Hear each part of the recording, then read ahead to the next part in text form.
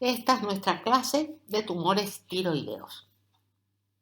El nódulo tiroideo es una tumefacción delimitada palpable dentro de una glándula tiroidea, por lo demás normal.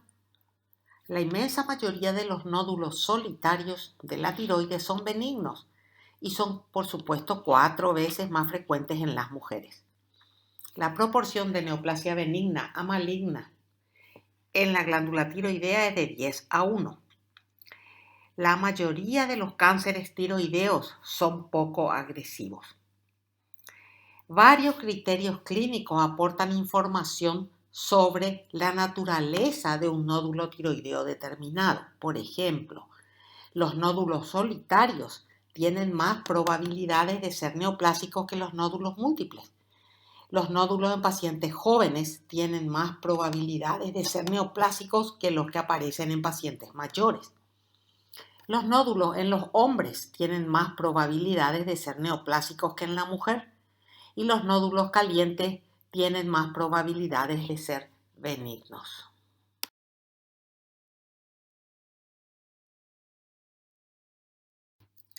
Los adenomas son masas solitarias bien delimitadas que derivan del epitelio folicular, por eso se los llama adenomas foliculares.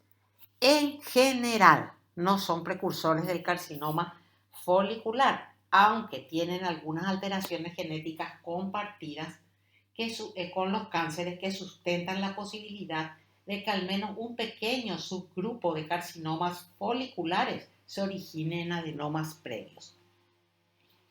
La mayoría de los nódulos son no funcionantes y un escaso número de nódulos puede presentarse como un adenoma tóxico funcionante independiente de la estimulación de la TSH. La patogenia de los adenomas varía según se trate de un adenoma tóxico o de un adenoma folicular no funcionante. En el adenoma tóxico encontramos mutaciones somáticas de la vía de señalización del receptor de TSH. O sea, ese receptor de TSH en las células foliculares es el que está alterado y manda información constante a la célula folicular para la producción de hormonas tiroideas. Entonces, permiten a la célula folicular secretar la hormona tiroidea, pero con independencia de la estimulación del TSH. Los pacientes con adenomas tóxicos tienen síntomas de hipertiroidismo y a la gammagrafía se observan nódulos calientes funcionales.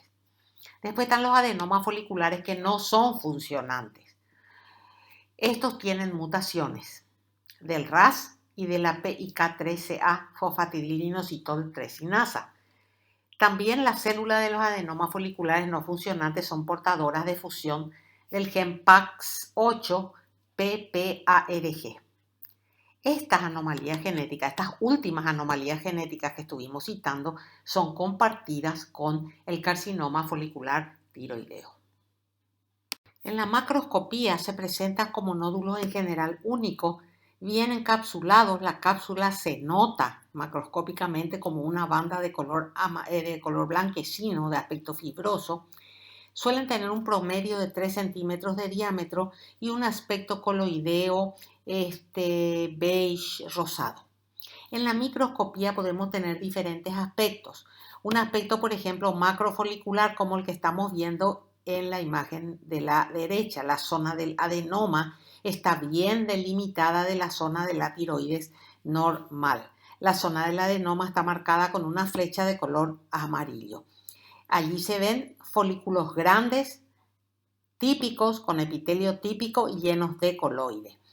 Si revisamos la cápsula, no va a haber invasión capsular, tampoco va a haber invasión vascular.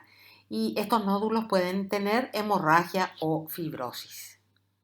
Acá tenemos otra macroscopía a la izquierda, donde se observa un nódulo muy bien delimitado, se observa la cápsula fibrosa. El nódulo tiene un aspecto coloideo beige rojizo y en la parte inferior se nota hemorragia y fibrosis.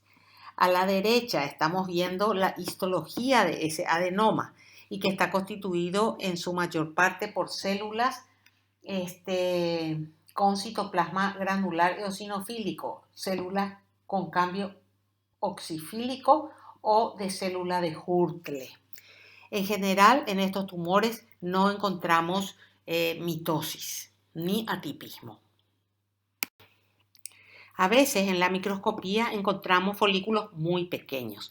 Entonces esta es la forma microfolicular. Tenemos ahí el ejemplo abajo, a menor y a mayor aumento. Fíjense, las flechas verdes en ambas imágenes me está indicando el componente del adenoma con folículos pequeños, muy empacados uno al lado del otro. Y la flecha amarilla también en ambas imágenes me está mostrando la cápsula del adenoma. Y acá tenemos a mayor aumento un adenoma de tipo microfolicular. ¿Ven? Los folículos son pequeños y están empacados uno al lado del otro. Acá no hay atipias, no observamos mitosis, etcétera, etcétera. Como vamos a ver después, estos campos histológicos nos tienen que hacer descartar la presencia de un carcinoma folicular, porque un carcinoma folicular puede tener este mismo aspecto. Más adelante también vamos a ver cómo hacemos el diagnóstico diferencial. A veces la histología del tumor se presenta con un aspecto trabecular. Fíjense ustedes, trabéculas de células con citoplasma acidofílico, núcleos grandes, de cromatina abierta y entre las trabéculas tejido conjuntivo fino. Es otro tipo histológico con que suelen presentarse estos adenomas. Todos estos tumores, vuelvo a repetir, son tumores del límite neto, están encapsulados y no presentan invasión vascular ni invasión de la cápsula. Y ahora vamos a ir a los tumores malignos de la glándula tiroidea. Vamos a ver algunos conceptos generales. Los tumores malignos de la glándula tiroidea son 2 a 4 veces más frecuentes en las mujeres. En general, los tumores en mujeres tienen mejor pronóstico que el mismo tumor en el hombre. Los tumores bien diferenciados ocurren en pacientes jóvenes y los menos diferenciados en pacientes mayores. A pesar de la edad, el tipo histológico y el estadio tumoral son los factores pronósticos más importantes como en cualquier otro tumor del organismo. En la mayoría de los casos, el diagnóstico puede realizarse solamente con los estudios morfológicos de rutina. El carcinoma de tiroides puede presentarse en los niños. Por ejemplo, la variedad papilar del carcinoma de tiroides es la variedad histológica más frecuente encontrada en los niños y está relacionado a irradiación. La mayoría de los pacientes tienen una masa cervical y un alto porcentaje de metástasis ganglionar cervical.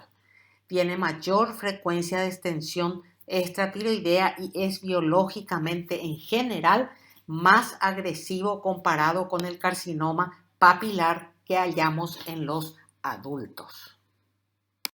Existe una gran variedad de carcinomas de la glándula tiroidea. Acá tenemos los más conocidos y frecuentes, que son los que vamos a ver en esta clase. Tenemos el carcinoma papilar, el folicular, el medular, el anaplásico, el poco diferenciado, el hemangioendotelioma maligno y el linfoma maligno. Acá está una frecuencia aproximada de los tumores malignos de la glándula tiroides. La mayoría, el 75 al 85%, son carcinomas papilares. Del 10 al 20% son carcinomas foliculares, 5% corresponden al carcinoma medular y 3% al carcinoma anaplásico y al poco diferenciado. En la patogenia de los cánceres de tiroides entran factores ambientales como las radiaciones ionizantes que producen carcinoma papilar y deficiencia de yodo en la dieta que se relaciona al carcinoma folicular. Después están los cambios genéticos y otros, por ejemplo, los linfomas B que se relacionan a la tiroiditis de Hashimoto. Acá vamos a ver la genética y los tumores de tiroides. Fíjense ustedes en el esquema, que es un lindo esquema del libro de ustedes, mientras les voy explicando. Fenómenos genéticos específicos van a participar en la patogenia de las 4 variantes histológicas principales del cáncer tiroideo. Las alteraciones genéticas en los 3 tipos de cánceres que se originan en la célula folicular se encuentran en las vías de transmisión de señales del receptor del factor de crecimiento. En las células normales foliculares, estas vías se activan de modo transitorio cuando se unen unos ligandos solubles al dominio extracelular del receptor de tirosina sinasa, con autofosforilación del dominio citoplasmático del receptor. Ello, a su vez, ¿qué va a hacer? Va a desencadenar una serie de acontecimientos que van a terminar con la activación del RAS y de 2 brazos de señalización distales que ahí están señalados debajo del RAS con 2 flechas amarillas. Una que afectan al MAP sinasa y la otra vía la PI3 sinasa, que es la fosfatidil inositol 3 sinasa. Son las 2 vías que van a ser activadas. En los carcinomas de tiroides, las mutaciones que potencian la función en componentes de estas vías ocasionan, al final de todo, una activación constitutiva responsable de una proliferación celular excesiva y, por supuesto, del aumento de supervivencia de las células. Vamos a ver en cada uno de los carcinomas cómo son estas mutaciones. Veamos primero en los carcinomas papilares. En los carcinomas papilares lo que nosotros tenemos es una activación de la vía MAP. Fíjense que yo les puse a la izquierda. Esa es la vía MAP, la del RAS, BRAF, MEK y ERK. Esa es la vía MAP, que es la vía de la proteína sinasa activada por mitógeno. El gen RET, fíjense arriba, está localizado en el cromosoma 10q11 y el receptor tirosina sinasa que codifica ese gen RET no se expresa normalmente en las células foliculares tiroideas, no hay. En los cánceres papilares, sin embargo, hay una inversión paracéntrica del cromosoma 10 o si no una translocación recíproca entre los cromosomas 10 y 17. Entonces, eso va a hacer que se sitúe el dominio tirosina sinasa del RET bajo control transcripcional de genes expresados de modo permanente o constitutivo en el epitelio tiroideo. Entonces se van a formar nuevos genes de fusión y se denominan, fíjense en la parte superior de nuestra imagen, se denominan RET-PTC y están presentes en alrededor de 20 a 40% de los cánceres papilares de la tiroides. Hay varios tipos de PTC, la PTC1, la PTC2 son las más frecuentes. La frecuencia de reordenamiento RET-PTC1 es significativamente mayor en los cánceres papilares que se originaron después de la exposición a la radioterapia. Estos reordenamientos, estas fusiones, producen genes que codifican proteínas de fusión con actividad tirosina sinasa intrínseca. Después tenemos otro gen, el BRAF, fíjense, BRAF. Tiene una flecha roja y dice carcinoma papilar, o sea, mutaciones puntuales del BRAF. El BRAF codifica un componente de transmisión de señales intermedios en esa vía del MAP. Entre 1/3 y la mitad de los carcinomas tiroideos van a tener una mutación que potencia la función del gen BRAF. La presencia de esas mutaciones BRAF en los carcinomas papilares se va a correlacionar con factores pronósticos adversos como la metástasis y la extensión tumoral extratiroidea. Los carcinomas foliculares y los anaplásicos comparten alteraciones genéticas. Fíjense en las figuras. Por ejemplo, una activación del RAS, activación del brazo PI3K-AKT, mutaciones con pérdida de función del gen supresor tumoral PTEN, que es un regulador negativo de esta vía. Y además, en el carcinoma folicular, aparte de todos estos cambios que comparte con los anaplásicos, en el carcinoma folicular se ha identificado una translocación exclusiva en 1/3 a la mitad de los carcinomas foliculares. Esta translocación, fíjense ustedes abajo a la izquierda de nuestro esquema, crea un gen de fusión formado por porciones de PAX8, un gen de homeosecuencia pareado importante en el desarrollo de la tiroides, y un gen del receptor activado por el proliferante del peroxisoma, que es el PPARG. Y el producto génico de esto va a ser un receptor hormonal nuclear que va a estar implicado en la diferenciación final de las células. Se dan cuenta que todas estas vías que nosotros estamos viendo de activación celular terminan produciendo en el núcleo un aumento del crecimiento, de la proliferación y de la diferenciación celular. En los carcinomas anaplásicos, individualmente también encontramos mutaciones del P53 y mutaciones que activan la beta-catenina. Y en los carcinomas medulares vamos a encontrar mutaciones del RET con activación constitutiva del receptor. Empecemos ahora con la variedad tumoral más frecuente, que es el carcinoma papilar. El 85% de los tumores tiroideos es de tipo papilar. Es más frecuente en mujeres entre los 25 y los 50 años y están relacionados a radiación ionizante. Tiene un excelente pronóstico con una sobrevida a 10 años del 95%. No obstante, hay 5 a 10% de recidivas y 10 a 15% de metástasis a distancia. La presencia de mutaciones del BRAF, como estuvimos viendo, se correlaciona con factores pronósticos adversos, como las metástasis y la extensión extratiroidea.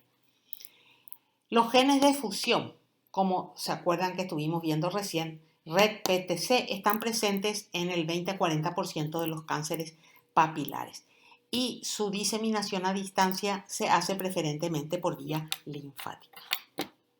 En la macroscopía estos tumores se presentan en diferentes formas. Pueden ser pequeñitos, que ni siquiera vemos, puede ser un hallazgo de autopsia, que sería un carcinoma oculto esclerosante, o pueden ser de mayor tamaño y en ese caso van a ser únicos o múltiples, sólidos o quísticos, encapsulados o infiltrantes, presentando además fibrosis, calcificación y osificación.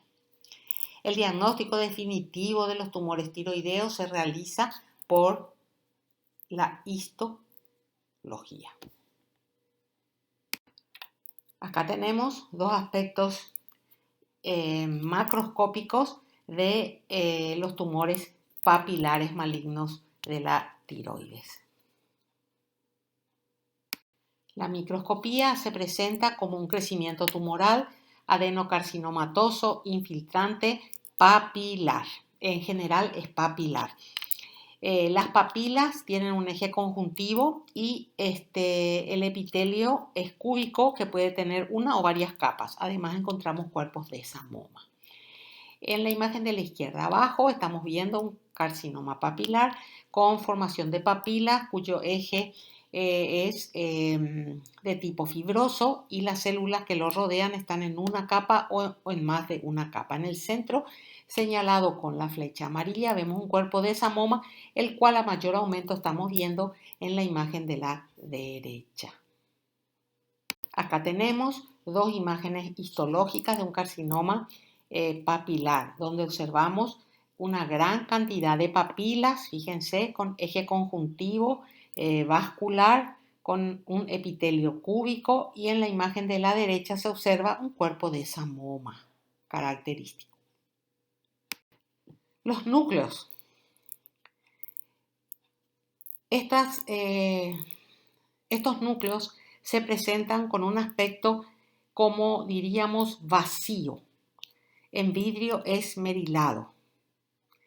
Se cree que es un artefacto de la fijación formólica. Fíjense En la imagen de la derecha nosotros estamos viendo papilas y fíjense el epitelio, las células cúbicas, los núcleos grandes y de aspecto esmerilado.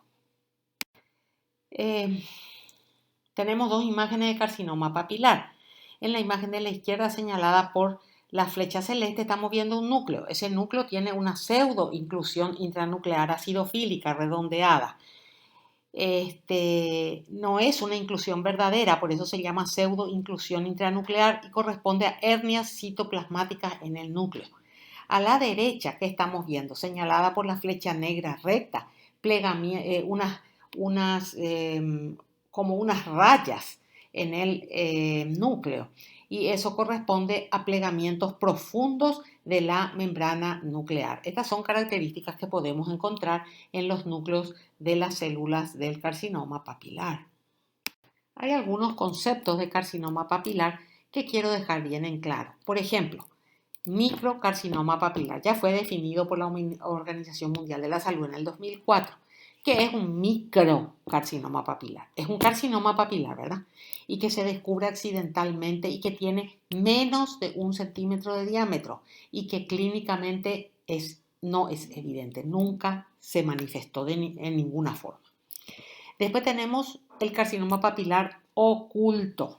Es un cáncer que se encuentra en la tiroides después de descubrir una metástasis. O sea, yo veo un ganglio cervical, por ejemplo, biopsio ese ganglio cervical, encuentro una metástasis de carcinoma papilar y después me voy a la glándula tiroidea y busco y ahí encuentro el carcinoma papilar. Bueno, eso se llama carcinoma papilar oculto. El primario está oculto. Después tenemos el carcinoma papilar latente. Ese cáncer de tiroides es descubierto accidentalmente en autopsias o productos de tiroidectomías por otras razones. Tanto ese carcinoma papilar oculto como el carcinoma papilar latente pueden ser microcarcinomas o no, tener más de 1 centímetro. Acuérdense que microcarcinoma es nada más que 1 centímetro de diámetro. Acá tenemos una imagen, fíjense, de un carcinoma papilar latente. ¿Qué dijimos que era? Un cáncer de tiroides descubierto accidentalmente en autopsia o producto de una tiroidectomía. Se le sacó al paciente la tiroides por un bocio, por ejemplo. La gran mayoría de estos carcinomas permanecen dormidos y no van a crecer, no tienen predilección de sexo. No hay relación entre su prevalencia y la del carcinoma clínico. Tiene un curso inocuo y, por supuesto, un excelente pronóstico. Ahí tenemos nosotros un pequeño nódulo papilar de cáncer, carcinoma papilar, en medio de una tiroides, por lo demás normal. Y acá tenemos más ejemplos de carcinoma papilar latente. Los nódulos tumorales están señalados por las flechas amarillas. El carcinoma folicular tiene variantes histológicas. Tiene muchas variantes histológicas. Nosotros vamos a ver algunas de estas variantes. Es interesante conocerlas porque algunas de ellas tienen un pronóstico más sombrío que las otras. La variedad folicular del carcinoma papilar presenta en la histología una arquitectura casi completamente constituida por folículos, pero estos folículos tienen un epitelio cuyas células presentan el clásico aspecto de vidrio esmerilado.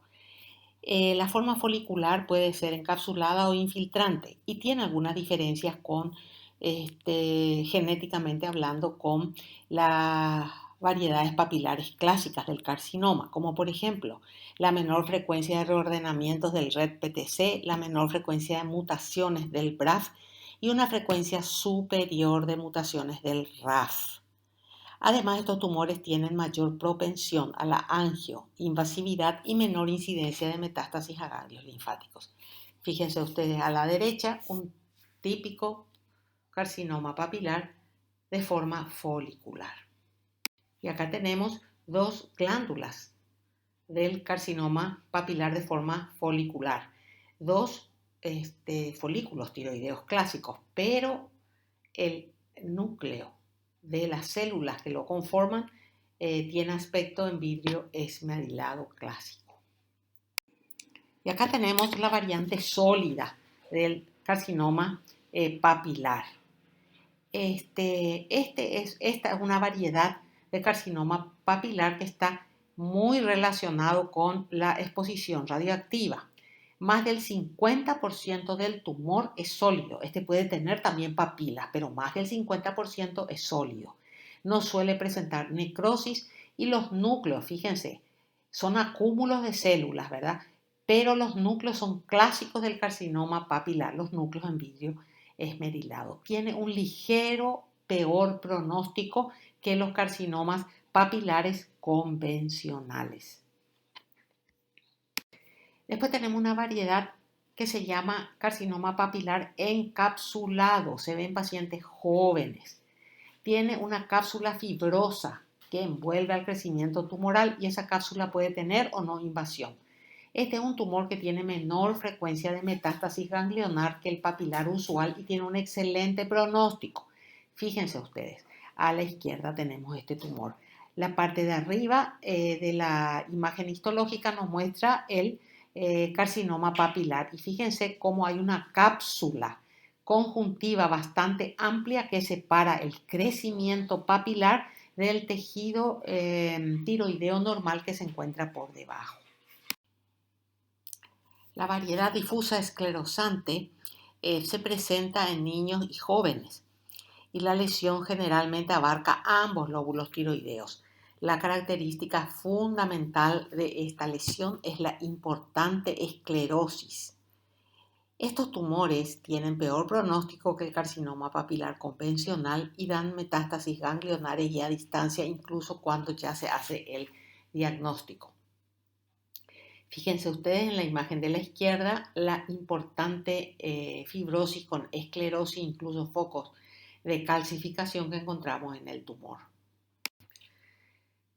Se suele observar la presencia de un crecimiento papilar clásico con focos de crecimiento celular sólido que presentan metaplasia escamosa y cuerpos de samoma. Hay un infiltrado inflamatorio linfoplasmocitario. Estos tumores carecen de mutaciones del BRAF, pero el 50% de ellos tienen translocaciones RET-PTC. La variedad de células altas es un tumor que se presenta en pacientes con un promedio de 55 años de edad e histológicamente es un carcinoma papilar clásico cuyas células son muy altas, son 3 veces más altas que anchas. Los núcleos son típicos en vidrio esmerilado. Este es un tumor muy agresivo cuando es infiltrante y puede dar metástasis a hueso, a pulmones y a ganglios. Y se extiende a los tejidos peritiroideos. Evidencian alta frecuencia de mutación del BRAF. Si por casualidad estos tumores son pequeños y están encapsulados, pueden tener buen pronóstico. La variedad de células columnares es un tipo histológico de tumor papilar mucho más agresivo que las formas diferenciadas. Se presenta en pacientes con una edad promedio de 57 años. Tiene un gran crecimiento invasivo con extensión extratiroidea y metástasis a huesos, ganglios y pulmones. Fíjense ustedes a la derecha tenemos una imagen a menor aumento de este carcinoma donde se ven las papilas y se ve que las papilas están cubiertas por ese epitelio que vamos a ver enseguida qué características tiene. Acá tenemos un corte con mayor aumento donde se observan papilas que están tapizadas por epitelio cilíndrico alto con núcleos alargados, con cromatina gruesa, bastante atípicos y lo que llama la atención es la estratificación nuclear. Además, estos núcleos no tienen el característico aspecto de vidrio esmerilado. Y la última variedad de carcinoma papilar que vamos a ver hoy es el llamado hobnail o células en tachuela. Este es un tumor agresivo multifocal que tiene mal pronóstico y que incluso puede ya debutar con metástasis cervicales y metástasis a distancia. Estos tumores tienen mutaciones del BRAF en el 50% de los casos. A la derecha estamos viendo un crecimiento tumoral papilar tapizado por las clásicas células en tachuela, que vamos a ver a mayor aumento en la siguiente diapositiva. Acá tenemos las células de esta variedad tumoral, se ven como una célula de citoplasma acidofílico que hacen una protrusión de la superficie citoplásmica apical donde se sitúan los núcleos, los cuales son irregulares y francamente atípicos. Los carcinomas papilares presentan metástasis generalmente por vía linfática, pero también podemos tener metástasis por vía sanguínea. Acá, por ejemplo, tenemos una metástasis, un carcinoma papilar en cerebro, a la derecha una metástasis, un carcinoma papilar en pulmón y abajo a la izquierda la metástasis de un carcinoma papilar en un ganglio linfático. Ahora pasemos al carcinoma folicular. Los carcinomas foliculares afectan a mujeres de edad más avanzada que el carcinoma papilar, por ejemplo, en la franja etaria de 40 a 60 años. Ocupa el segundo lugar en cuanto a frecuencia de cáncer tiroideo y su incidencia es mayor en lugares donde hay déficit de yodo en la dieta. En general, salvo raras excepciones, no se originan en adenomas preexistentes. Hay que hacer el diagnóstico entre adenoma y carcinoma folicular.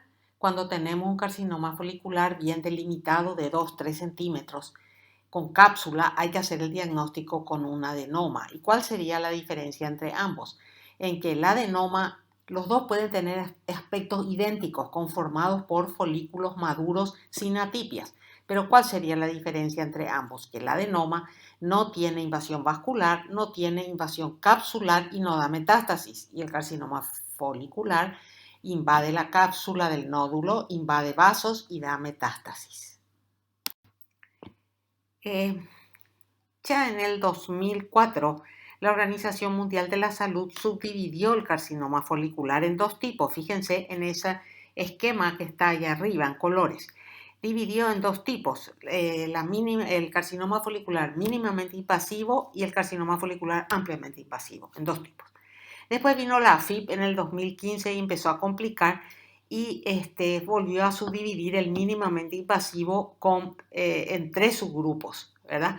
Con invasión capsular, con invasión limitada a los vasos, menos de 4 vasos, o con extensiva invasión vascular, más de 4 vasos. Y el ampliamente invasivo sigue igual. Pero en el 2017 la OMS saca una nueva clasificación del mínimamente invasivo y es la que vamos a seguir nosotros. El mínimamente invasivo puede ser propiamente mínimamente invasivo, que es el que invade solo la cápsula, y después el encapsulado angioinvasivo, y el ampliamente invasivo sigue siendo ampliamente invasivo. Fíjense ustedes las imágenes que tenemos abajo a la izquierda. A la izquierda tenemos una tiroides con un nódulo. Ese nódulo está totalmente delimitado. Totalmente delimitado. Eso sería un ejemplo de mínimamente invasivo. Ese diagnóstico de mínimamente invasivo no lo podemos hacer con la macroscopía, porque bien esa imagen puede ser un adenoma. A la derecha tenemos otra imagen de tiroides donde vemos un gran tumor. Ese tumor sí se está extendiendo. Prácticamente hay áreas que no tienen cápsula y este sería un carcinoma folicular ampliamente invasivo. El problema se suscita no con los tumores ampliamente invasivos, sino con el diagnóstico diferencial entre un adenoma folicular y los carcinomas foliculares mínimamente invasivos, que sería nuestro caso de la izquierda. En los estudios histopatológicos, cuando tenemos un nódulo de estas características, nosotros tenemos que hacer a lo sumo 10 a 12 cortes, incluyendo la cápsula, porque es ahí donde nosotros vamos a ver la invasión de la cápsula propiamente dicha y la angioinvasión.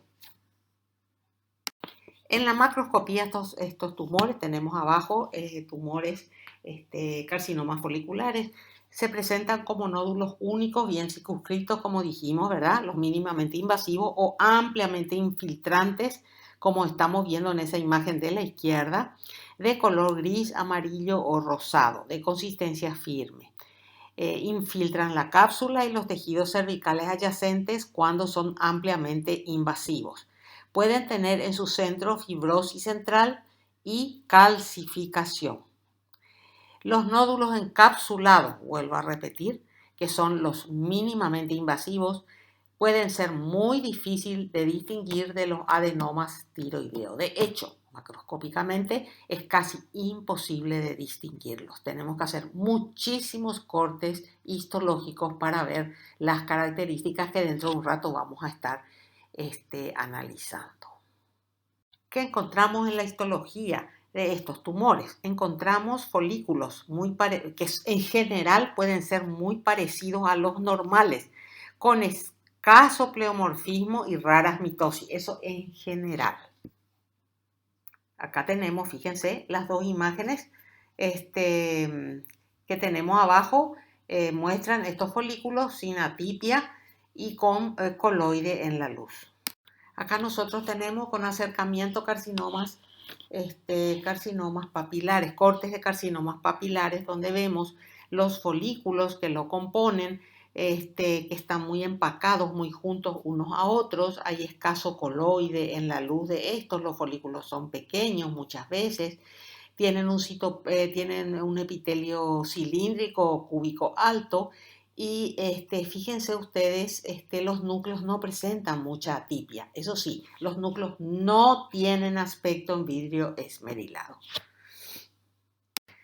Los carcinomas foliculares raramente, pero también pueden presentar atipias. En ellos no vamos a observar los cuerpos de samoma y en algunos tumores predominan las células de Hurtle. No existe una diferencia citológica clara que distinga los adenomas foliculares de los carcinomas foliculares bien diferenciados. Por eso vuelvo a repetir, la distinción vamos a hacer por la histología, mirando si hay invasión capsular y vascular en los carcinomas foliculares. Hay una variedad de tumor folicular, ¿verdad? Es un tumor folicular, pero que es diferente en su carácter histológico, tanto en el aspecto benigno como en el aspecto maligno. El benigno se llama adenoma de célula de Hurtle y el maligno se llama carcinoma de célula de Hurtle. ¿Se acuerdan que nosotros ya hablamos de esas células de Hurtle, que eran células grandes de citoplasma acidofílico porque tenían muchas mitocondrias que podíamos ver en los bocios, en lesiones benignas como el bocio, podíamos ver en la tiroiditis de Hashimoto? Bueno, esas células a veces se presentan como tumores, benigno el adenoma de células de Hurtle y maligno el carcinoma de células de Hurtle.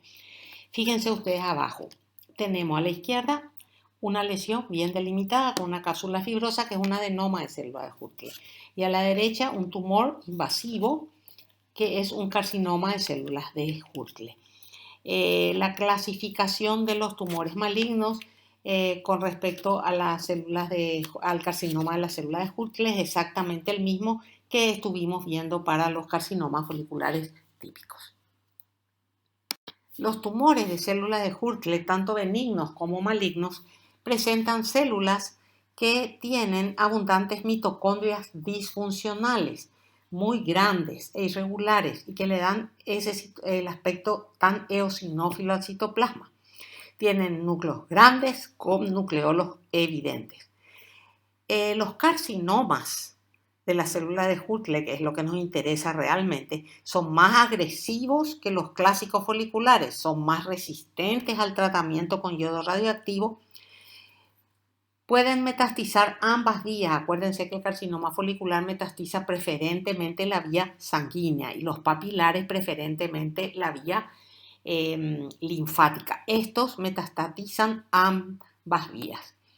Y acá se nos presenta el mismo problema de diferenciar esos adenomas bien delimitados de los carcinomas bien delimitados. Entonces, para eso vamos a seguir las mismas normas que usamos para la diferenciación de las lesiones foliculares clásicas. Vamos a ver estas características y estos aspectos de diferenciación en las siguientes diapositivas.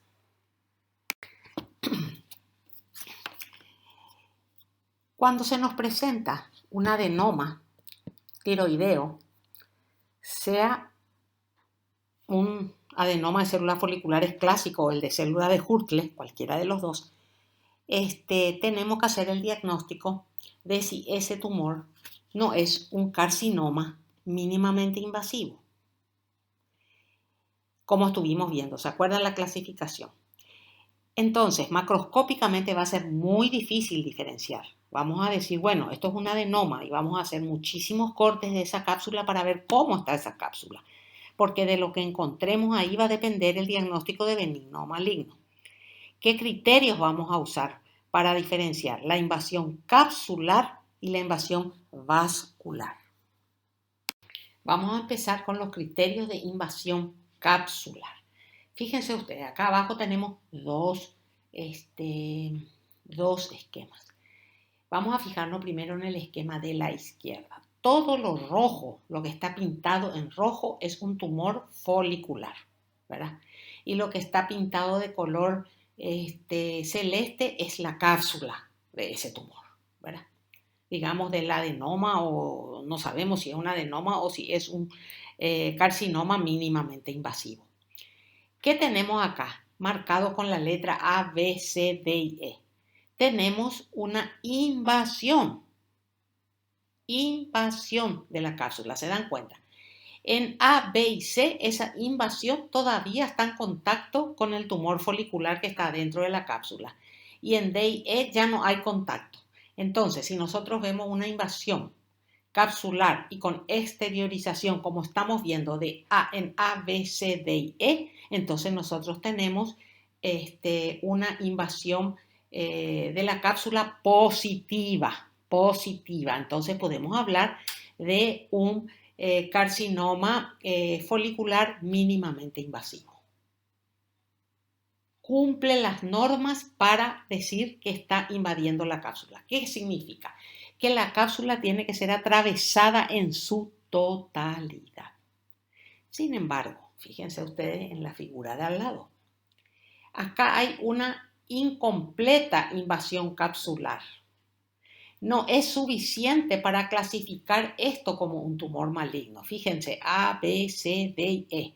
Están invadiendo teóricamente la cápsula, se están extendiendo, pero no atravesaron totalmente la cápsula, que es una condición fundamental para hablar de malignidad.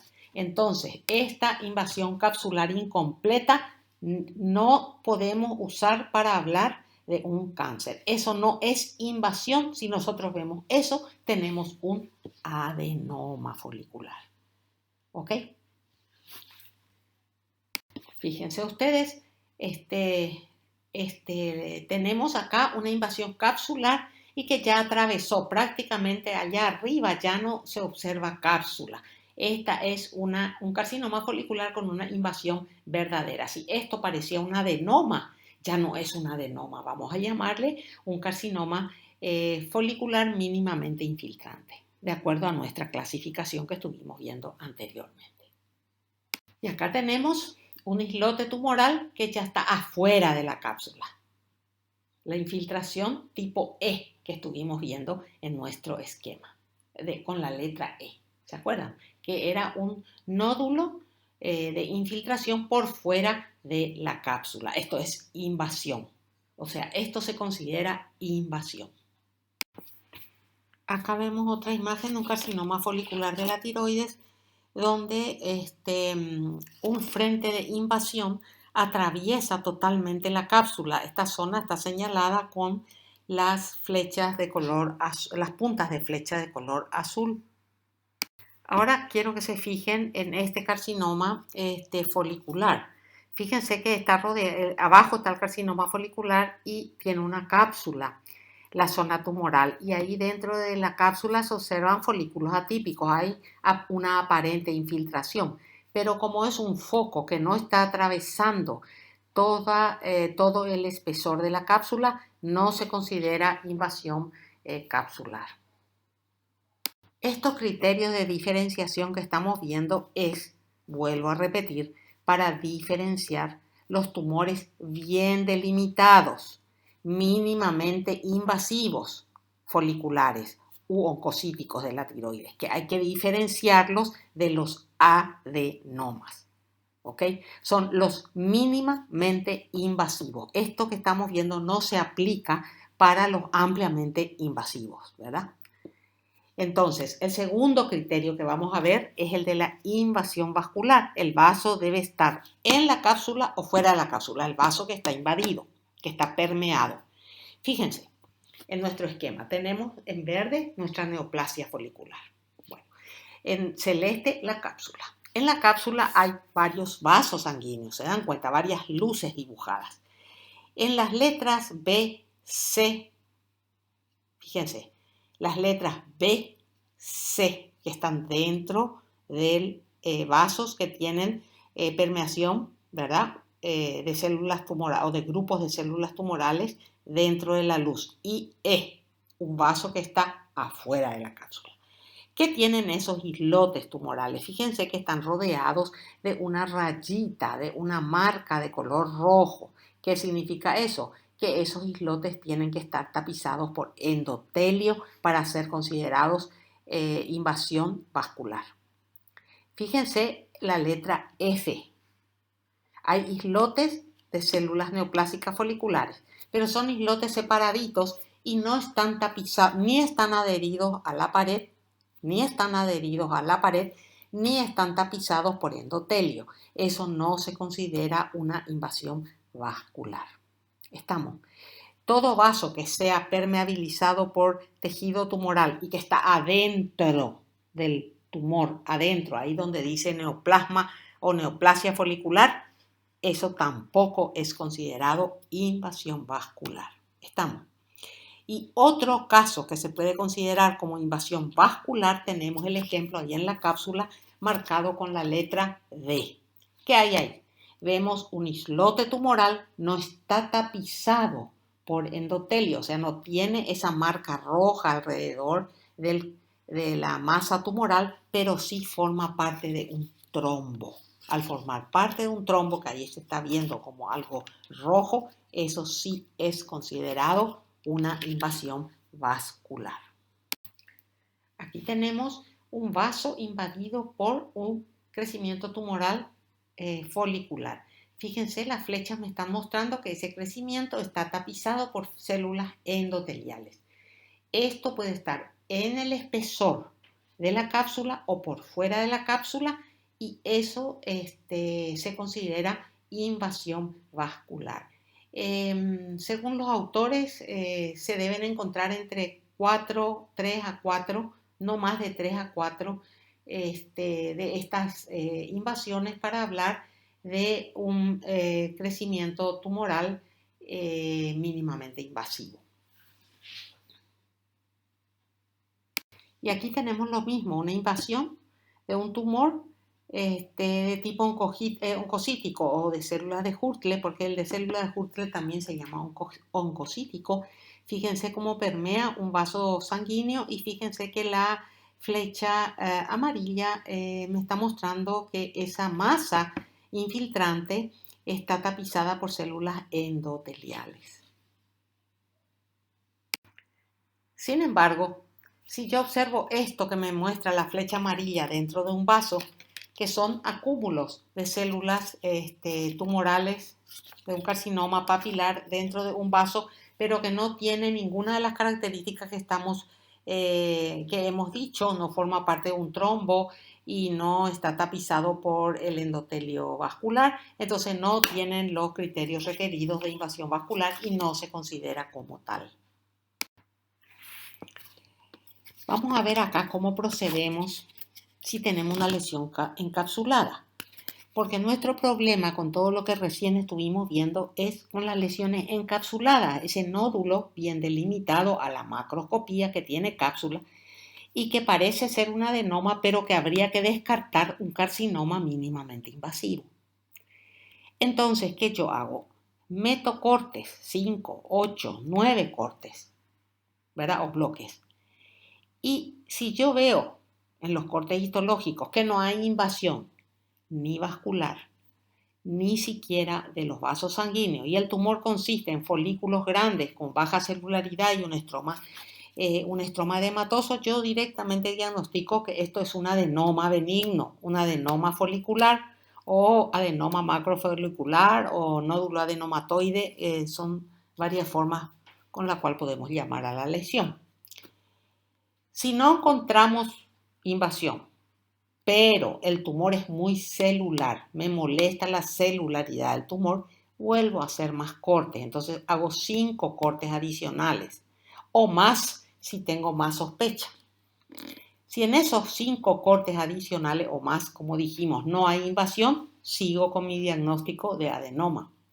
Y si tengo invasión presente, entonces con los criterios que recién estuvimos viendo, vamos a llamarle carcinoma folicular encapsulado o mínimamente invasivo. O sea, este carcinoma folicular encapsulado es el carcinoma mínimamente invasivo.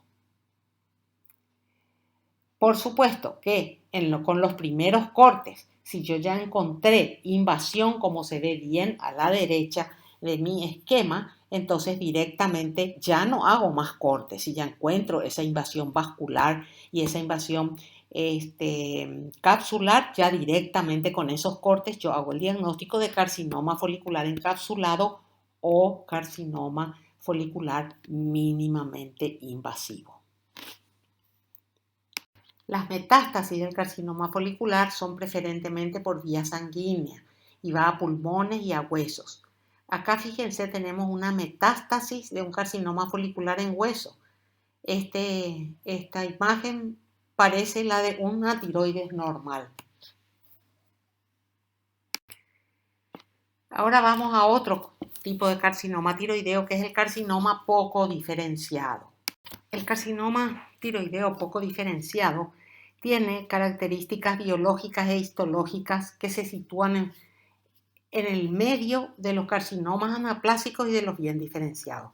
Son tumores de mal pronóstico que se ven en pacientes de alrededor de 60 años. Es más frecuente en mujeres, dan invasión local y metástasis a ganglios y a distancia por vía sanguínea. Pueden nacer de entrada como carcinomas poco diferenciados o surgir de la transformación de un carcinoma diferenciado como un papilar o un folicular. Y además pueden transformarse en un carcinoma indiferenciado. La recurrencia y la metástasis después del tratamiento es de 63% y el promedio de sobrevida es nada más que de 4 años. Fíjense en este esquemita. El carcinoma papilar y el carcinoma folicular, teóricamente 2 carcinomas diferenciados de la glándula tiroidea, pueden evolucionar, pueden convertirse en carcinomas pobremente diferenciados o también pueden convertirse en carcinomas indiferenciados. Y los carcinomas pobremente diferenciados pueden también convertirse en carcinomas indiferenciados. ¿Por qué ocurre esto? Porque hay mutaciones del gen P53 que van a mediar esa transformación de las variantes tumorales bien diferenciadas a poco diferenciadas. Eso puede ocurrir en el 18 al 27% de los casos de los tumores diferenciados. La macroscopía de estos tumores se presenta como un tumor que puede estar parcialmente encapsulado en raras ocasiones o ampliamente infiltrante, es lo más frecuente. Suelen tener necrosis y hemorragias muy frecuentemente y el tamaño promedio es de 6 centímetros. En la microscopía nos vamos a encontrar con un tumor sólido, constituido por islas sólidas de células o trabéculas, donde encontramos mitosis, por lo menos 3 o más, mitosis por 10 HPF. Vamos a encontrar invasión vascular, necrosis de coagulación y un estroma conjuntivo fibroso. Acá tenemos el aspecto insular de este carcinoma poco diferenciado. Fíjense, se ven como grandes islotes de células separadas por tejido conjuntivo que puede estar esclerótico. Y este es el mismo tumor, pero con un patrón trabecular, formando trabéculas que también están separadas por tejido conjuntivo. Acá tenemos a mayor aumento del tumor, fíjense, son grupos compactos de células bastante atípicas. A la izquierda tenemos el crecimiento tumoral y señalado con una flecha la necrosis de coagulación. Y a la derecha tenemos el tumor con mitosis, con células en mitosis. Muy bien, teniendo un tumor sólido como este, pobremente poco diferenciado, un tumor sólido hay que diferenciar de carcinomas papilares que pueden presentarse en forma sólida y carcinomas foliculares que también pueden presentarse en forma sólida a la histología. Bueno, si nosotros tenemos entonces un tumor tiroideo maligno de células foliculares que tiene un patrón sólido, trabecular o insular como patrón de crecimiento, pero sus núcleos son de tipo papilar, o sea, el núcleo en vidrio esmerilado, no hay duda. Entonces ese es un carcinoma papilar de variante sólida. Pero si mi tumor no tiene esas características de núcleo en vidrio esmerilado, entonces yo me tengo que fijar en 3 aspectos. Si uno de estos aspectos ya está, es un carcinoma tiroideo pobremente diferenciado. ¿Qué me tengo que fijar? En la necrosis, en el número de mitosis igual o más de 3 mitosis por 10 HPF o núcleos convolutos, sobre todo los dos primeros. Si eso existe, nuestro diagnóstico será el del carcinoma tiroideo pobremente diferenciado. Y si estas características no existen, entonces tenemos un carcinoma folicular de crecimiento de patrón sólido. Acá tenemos una inmunohistoquímica de un carcinoma tiroideo pobremente diferenciado. Hacemos con tiroglobulina y me revela que hay positividad en el citoplasma de las células tumorales. Entonces esto es un carcinoma tiroideo pobremente diferenciado. Esto sería de mucha utilidad en las metástasis. Y ahora nos vamos al carcinoma anaplásico, el tumor más maligno de las células foliculares. Estos son tumores indiferenciados que se presentan pacientes de mayor edad, de edad media 65 años, puede ser 70, 80. 50% de estos pacientes tienen antecedentes de bocio multinodular. 20% tienen antecedentes de carcinoma tiroideo diferenciado, un folicular, un papilar. 20 a 30% pueden tener un tumor tiroideo diferenciado concomitante. Al mismo tiempo puede tener un papilar y un indiferenciado o un folicular con un indiferenciado. Son tumores cervicales muy voluminosos de crecimiento rápido que invaden y comprimen estructuras vecinas produciendo disnea, disfagia, difonía y tos y tienen un malísimo pronóstico. En la macroscopía se presentan como unos tumores grandes, blancos, firmes, que toman toda la glándula, ampliamente invasivos y que se exteriorizan la cápsula llegando a los tejidos vecinos. Ahí tenemos dos imágenes macroscópicas de carcinoma indiferenciado o anaplásico de la glándula tiroides. En la microscopía, estos tumores se presentan como un crecimiento desordenado, ampliamente infiltrante, que se extiende fuera de la tiroides muy fácilmente, constituido por células gigantes, células fusiformes o pequeñas anaplásicas. El índice mitótico es alto y también su índice de necrosis. Da metástasis tanto por vía linfática como por vía sanguínea. Fijémonos en las imágenes de abajo. A la izquierda tenemos un carcinoma con células anaplásico con células gigantes y a la derecha un carcinoma anaplásico que es preferentemente de tipo fusocelular con el aspecto de un sarcoma tiroideo. Tenemos otro carcinoma anaplásico donde observamos la variedad de células que lo componen, encontrándose células pequeñas, células grandes, células incluso con varios núcleos. La anaplasia es patente. Y para terminar con nuestra clase de tumores de la tiroides, vamos a ver algunas características del carcinoma medular. El carcinoma medular es una neoplasia neuroendocrina que se origina de las células parafoliculares C. Esta es una lesión que puede afectar a niños, a jóvenes o adultos y los tumores pueden secretar calcitonina, somatostatina, serotonina, antígeno carcino embrionario, etcétera, etcétera. El 70 al 80% son esporádicos y el resto son hereditarios familiares. Tiene tendencia a metastizar ganglios cervicales y del mediastino superior. Además de las metástasis por vía linfática, puede metastizar por vía sanguínea, pulmones, hígado, adrenales y hueso. A la macroscopía se presenta como tumores únicos solitarios en los casos de tumores esporádicos o en forma de nódulos múltiples y bilaterales en los casos familiares. Los tumores tienen un color gris blanquecino, son firmes, no suelen tener cápsula y pueden tener focos de hemorragia y necrosis.